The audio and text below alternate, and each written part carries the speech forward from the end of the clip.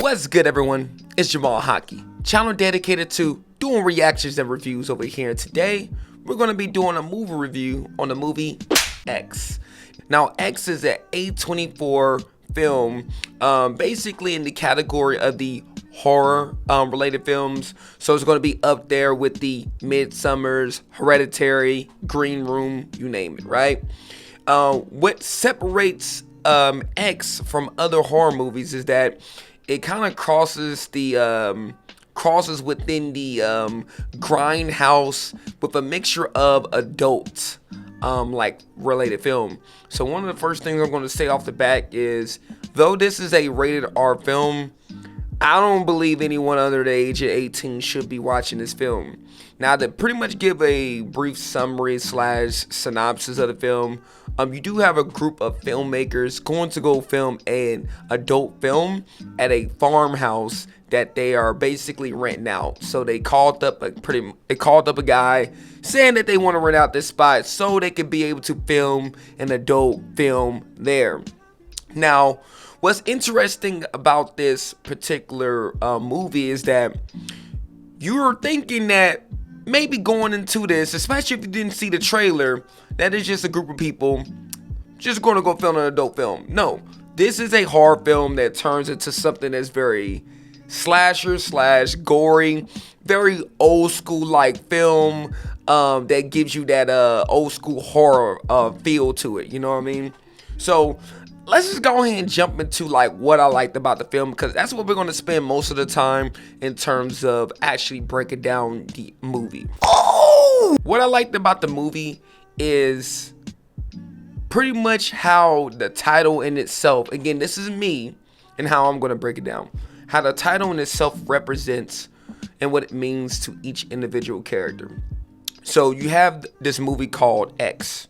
For me, when I hear X, I'm thinking of like exiled.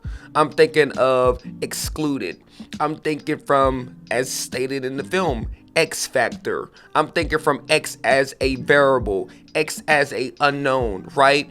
X as a, something previous from current time. It's so many different plays on the word X and how it could have this significant, very important meaning, because again, we're dealing with an A24 film here, and we know how their films are pretty layered, you know what I mean? Of course! So let's start with the actual main character, played by Mia Goth, right? Maxine. As we see with her character, again, we're going to try to make sure this is spoiler free.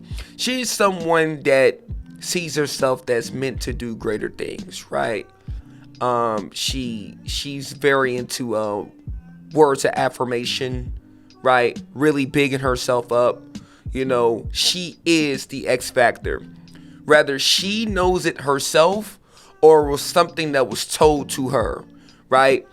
And there's this play on divine intervention and with destiny and with you could say being exiled or going against how you were raised, especially with the character of Maxine. Building off of that a little bit, let's take a character like Church Mouse, aka I think Lorraine, right? Played by Jenna Ortega, right? Where maybe she is meant to be representation of who the other two women, right, Maxine and Bobby Lane, who they used to be like, right? But as she's exposed to what's around her, she slowly but surely starts to become that of, maybe you can venture out to say, what she was already wanting to become, right? She just needed a reason, a push to do it, right? There's this interesting concept between like morality and basically the decisions that people tend to make, right? Again, this is a film that is set around 1979, a little bit past, you could say, the sexual revolution, right? Where the creation of birth control, the baby boomers, right? That's right in the mid 60s, or branching into like right 60s or something like that. But then it's getting into the 70s, still around that sexual revolution, right? And so you got the adult films and people trying to make it big and things being created. You don't think some of these women around that time was, inspired to be a certain way, want to go a different direction, want to shake some things up? So it's interesting seeing how a lot of this stuff is being played out. And then you take a character like RJ, right? The filmmaker, right? The person that's capturing all of the things that's happening, wanting to be something and do something a little bit different.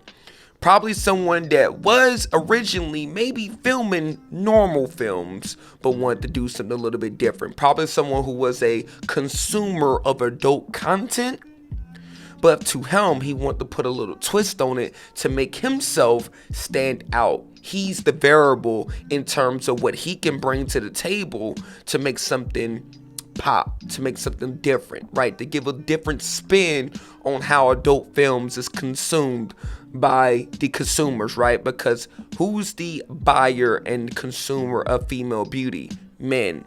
So him being a man and capturing this, he himself is probably going to provide something else different than some other person may be able to do. You know what I mean? Oh! I mean, with all that being said, you have a lot of different characters that says a lot of things. Again, let's dive into a couple more characters really quickly, right? The character Pearl, which coincidentally, we can build off of this as well. The character Pearl, the elderly lady, is also played by Mia Goth, right? There's significant meanings in the character in itself, right? Without breaking the fourth wall, you have a particular character that is looking at seemingly a younger version of herself, right? So when she sees that particular person, she sees something, right? It's almost as if she sees a freer version. Let's repeat that again. This elderly lady is seeing this woman probably doing things she either did do or wanted to do. So she sees a freer version of herself. These are different time periods. Women were a little bit more traditional back when Pearl, the elderly lady, was younger, right? Seemingly. Maybe she had thoughts, but she had to suppress those thoughts because we know how women were probably viewed back then, right? Research tells us this. But again, this is someone that is actually in a relationship, married. So she sees the way that men, or the perception of how she's probably viewed by men based off of her beauty, seemingly, how it comes off. And reason why that's important, because for a woman, especially at her age, and it's important with women in terms of their sexual agency is tied to their youth and beauty. Someone who is older, past the prime, that still wants to be admired, be looked at as spectacular, be desired. Tell me I'm beautiful, right? And it's important because it plays a heavy part on what then starts to unfold. I question it, but it plays a heavy part on it, right? What do you mean by that? Something I want to include really quickly in some of the things that I did like. I'm touching so much on the characterization and what it means to me in terms of a film and how the characterizations of these people start to unfold that I haven't even talked about, like the horrorness of it, the gore, right? This is not a film that's like meant to be like a thriller that's like terrifying. There are a couple of jump scares, but it's really like one of those grindhouse, like people get murked kind of films, right? It gives you like that old school, like, Camp Crystal Lake. Jason is really out murdering, slaughtering these people. It gives you that feel, right? That there's a lot of gore in here. And if you're a fan of that stuff, you're definitely going to like what you're going to see in this film for sure, right? You think I'm playing? So again, we can get deep into the film and the movie and the likes and what we like about it and breaking it down, but let's go ahead and get into some dislikes, right? This is supposed to be meant as a spoiler-free review, right? Let's get into some dislikes. My dislike, I'm gonna be honest, where there was a couple of characters where really one that I just wanted a little bit more out of, you know? That character in particular was Kid Cudi's character. He played Jackson in the film, the actual male adult star in the film that is, you know, having his way with the farmer's daughters, you know what I mean?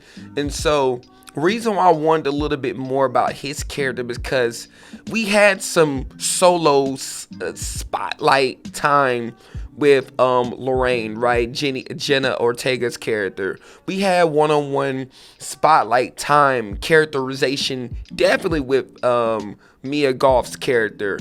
We even had one-on-one time with Brittany Snow's character, right? Bobby Lane, and as well as you could RJ as well. We even had one-on-one time with Wayne, right? The one that's kind of like kind of bringing everyone together, right? Probably the one paying and funding everyone, right? But when it came to Jackson, and I'm thinking about how the film played out, I believe I didn't get enough of his character in particular. We hear some of his backstory. He's a war veteran, right? Served. And outside of him serving and him proclaiming and stating that he's done 2 tours, I don't believe I got enough. I see body language in terms of maybe the perception of self. Maybe he sees himself as someone that was untouchable. That maybe had something to do with his characterization and what led to the direction of how the film went, you know? And so that's one of the gripes I had. Other than that, let's go ahead and roll it. Let's wrap this up really quickly, right? This is a really good film, and I highly advise people to go see it, right? If you're over the age 18. So, overall, film is good. Horror, when it comes to horror, I'm a sucker for horror. I'm always going to want to go see it. And especially if it's a horror film by A24 Films, that's an easy, watchable film in itself.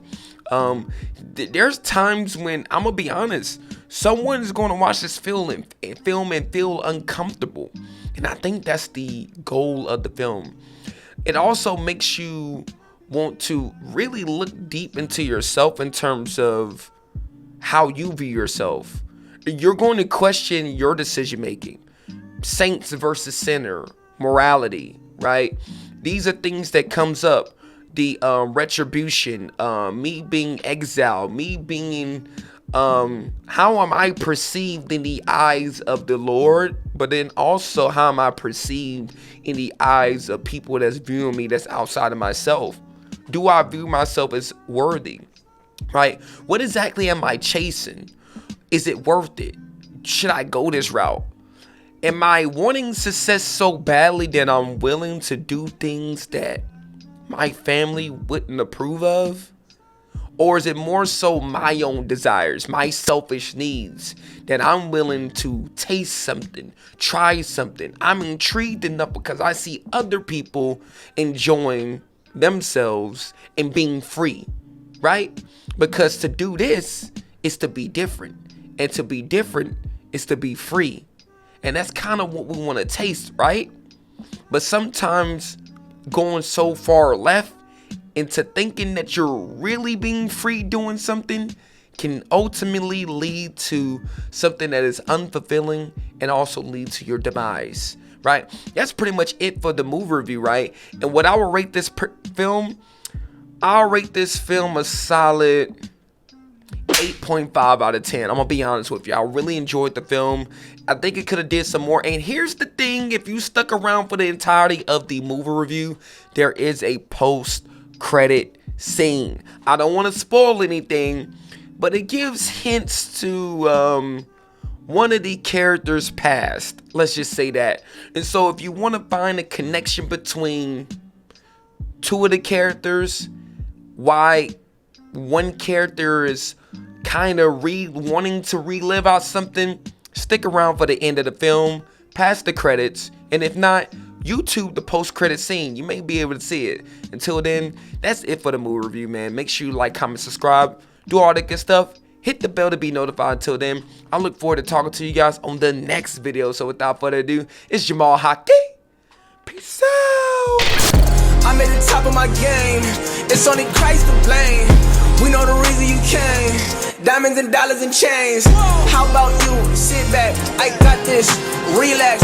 Who said I changed up? Yeah, cause I said I'ma need racks.